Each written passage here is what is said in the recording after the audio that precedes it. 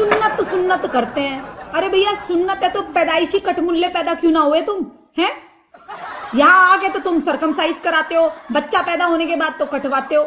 बेवकूफ आदमी, अगर तुम इतने ही ऊपर से आए हो तो फिर नीचे क्यों कटवाते हो? ऊपर से कटा हुआ लेकर आओ। भाई ने सवाल किया कि अगर खतना करना ज़रूरी है तो जब पैदा इंसान होता है उसी वक्त क्यों नहीं खतने के साथ पैदा होता है?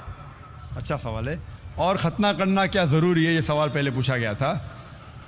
भाई साहब, अल्लाह सुब्हाना व तआला अगर चाहता था तो उसके लिए आसान था कि जब बच्चा पैदा होता है लड़का तो उसका प्रेप्यूज खतने के साथ पैदा हो सकता था। लेकिन अल्लाह सुब्हाना व तआला, क्योंकि अल्लाह के रसूल ने फरमाया कि बच्चा पैदा होने के पहले ये प्रेप्यूज, this प्रेप्यूज acts as a protection. So medically जब बच्चा पैदा होता है this प्रेप्यूज acts as a protection, तो मेडिकली अच्छा है, पॉइंट नंबर 1। लेकिन पैदा होने के बाद इस प्रेप्यूज को काटना, खतना करने के कई फायदे हैं। और इससे ये पता चलता है जब एक लड़का या आदमी की खतना होती है उसके बहुत कम चांसेस है to have cancer of the पीनस। पीनस के कैंसर होने के चांसेस बहुत कम हैं। आज की साइंस ये कहती है कि अगर खतना नहीं होगा तो कई बीमारियां पीनस की हो सकती है। They can be inflammation of the पीनस, कई बीमारियां हो सकती है। और आज साइंस ये भी कहती है कि जिस इंसान की बचपन में खतना होती है उसको एड्स के चांसेस कम हैं। लेकिन अल्लाह सुब्हाना व तआला ने क्यों इंसान को जब पैदा हुआ लड़का तो खतने के साथ क्यों ने पैदा किया?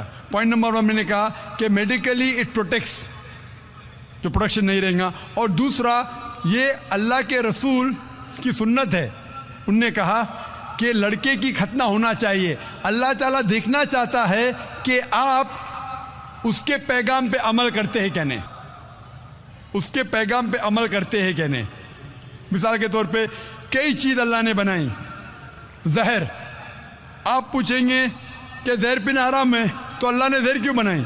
अल्लाह ताला ने कहा है कि आत्महत्या करना हराम है। अल्लाह देखना चाहता है कि आप उसकी तालीमात पे अमल करते हैं क्या नहीं। उसके कहा कि वो इस्लाम कबूल करना चाहती है।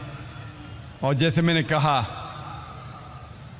कि अक्सर लोग मुझे कहते हैं कि आम पब्लिक में कलमा मत पढ़ाओ।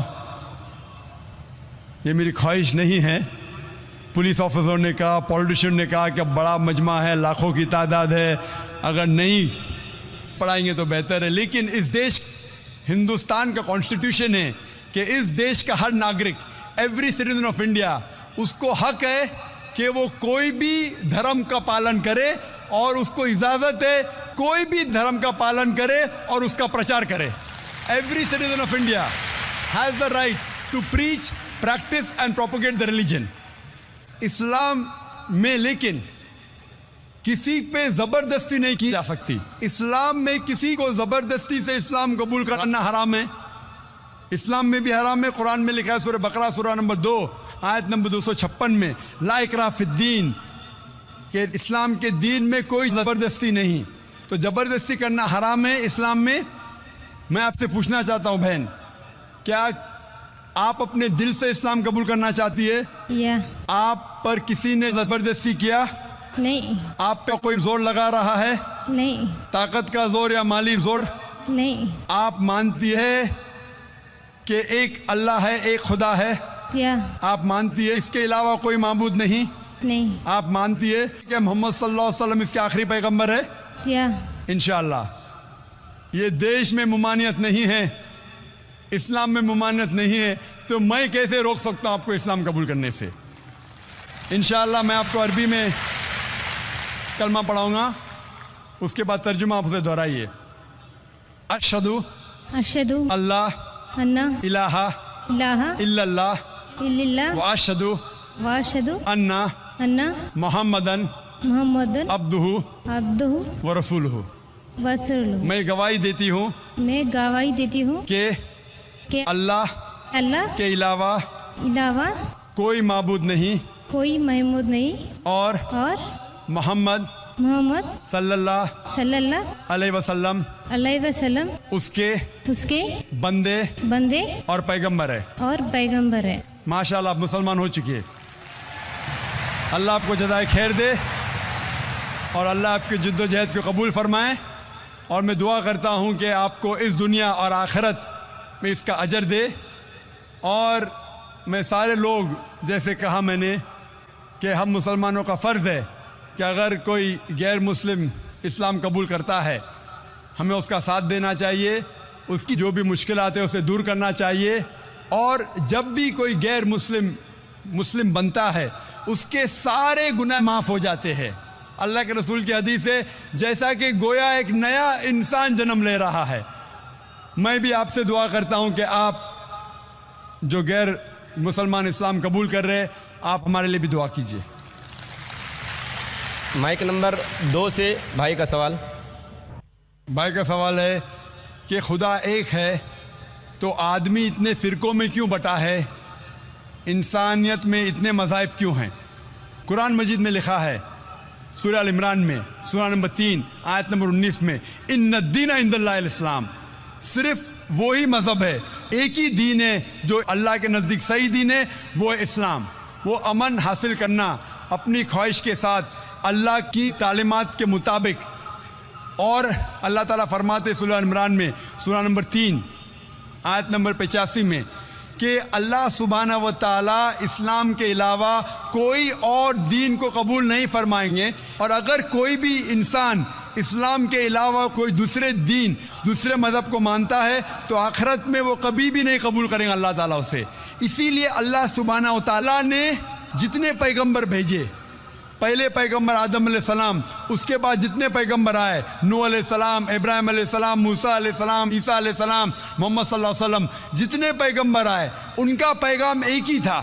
وہ تھا کہ ایک اللہ میں مانو اور ایک اللہ ایک خدا کی عبادت کرو. اور اس خدا اس اللہ کی کوئی پرتیما نہیں, کوئی عکس نہیں, کوئی فوٹوگراف نہیں, کوئی پینٹنگ نہیں, کوئی بت نہیں, کوئی مورتی نہیں, کوئی اسٹیچو نہیں, کوئی اسکلپچر نہیں. سارے پیغمبروں کا ایک ہی پیغام تھا. تو اللہ نے دین مذہب صرف ایک ہی بھیجا, لیکن لوگوں نے اپنے فائدے کے لیے یہ پیغام کو بدلا. جب بھی پیغام بدلا اللہ نے ایک نئے پیغمبر کو بھیجا صحیح پیغام دینے کے لیے. پھر کچھ وقت کے بعد پھر سے پیغام میں ملاوٹ آئی. تو یہ ملاوٹ ہے جس طریقے سے میں نے کہا تھا سورہ بقرہ سورہ نمبر 2 آیت نمبر 79 میں لکھا ہے کہ لوگ انسان اپنے ہاتھ سے کتاب لکھتے ہیں اور کہتے ہیں اللہ کی طرف سے اپنے فائدے کے لیے. ان کے اوپر لعنت ہے, ان کے ہاتھوں پہ لعنت ہے, اور وہ جو چیز کماتے اس کے اوپر لعنت ہے. لیکن جتنے پیغمبر پہلے آئے وہ صرف اپنے قوم کے لیے آئے تھے اور ان کا پیغام محدود تھا ایک وقت کے لیے جب تک نیا پیغام آئے گا. لیکن کیونکہ محمد صلی اللہ علیہ وسلم آخری پیغمبر ہے, وہ صرف مسلمان یا عربوں کے لیے نہیں بھیجے گئے تھے, وہ بھیجے گئے تھے سارے عالمین کے لیے. جس طریقے سے اللہ تعالیٰ فرماتے سورہ انبیاء میں سورہ نمبر 21 آیت نمبر 107 وما ارسلناک الا رحمت للعالمین, ہم نے تمہیں نہیں بھیجا لیکن صرف رحمت بنا کے سارے عالمین کے لیے, ساری انسانیت کے لیے, سارے جہاں کے لیے. تو دین مذہب اللہ کا صرف ایک ہے اسلام. آج آپ کو صرف آخری پیغمبر میں ایمان لانا ہے. جتنے پہلے پیغمبر آئے وہ صرف اس وقت کے لیے تھے, اور جتنے بھی پیغام پہلے آئے اللہ کے طرف سے ان میں ملاوٹ ہو چکی ہے. ملاوٹ کے باوجود سارے پیغام سارے مذہب کے پیغام میں لکھا ہوا ہے اللہ ایک ہے. وحدانیت کے بارے میں اس میں یہ بھی لکھا ہوا ہے کہ آخری پیغمبر آنے والے جس کا نام محمد صلی اللہ علیہ وسلم ہے. میں نے تقریر کی تھی محمد صلی اللہ علیہ وسلم کا ذکر مختلف مذہبی کتابوں میں, میں نے تقریر کی تھی خدا کا تصور مختلف مذاہب میں. یہ دونوں تقریر کے بعد پتہ لگتا ہے کہ سارے مذہب مانتے ہیں کہ اللہ ایک ہے اور اس کے علاوہ کوئی معبود نہیں. سارے مذہب مانتے ہیں کہ محمد صلی اللہ علیہ وسلم آخری پیغمبر ہے. تو آج آپ چاہے ہندوستان میں ہو, چاہے یو کے میں ہو, چاہے یو ایس اے میں ہو, چاہے سعودی عربیہ میں ہو, چاہے سنگاپور میں ہو, آپ کو ماننا چاہے ایک اللہ میں اور آخری پیغمبر محمد صلی اللہ علیہ وسلم میں. اور سارے مذہب کی کتابیں یہ دکھاتی ہے کہ اللہ ایک ہے اور محمد صلی اللہ علیہ وسلم آخری نبی اور رسول ہے. اسی لیے صرف ایک ہی دین ایک ہی مذہب اللہ نے بھیجا اور ساری انسانیت کو ایک ہی مذہب کا پالن کرنا چاہیے، وہ ہے اسلام. یعنی اپنے آپ اپنی خواہش سے اللہ کے احکامات پہ عمل کرنا، اسے کہتے اسلام. Hope that answers the question.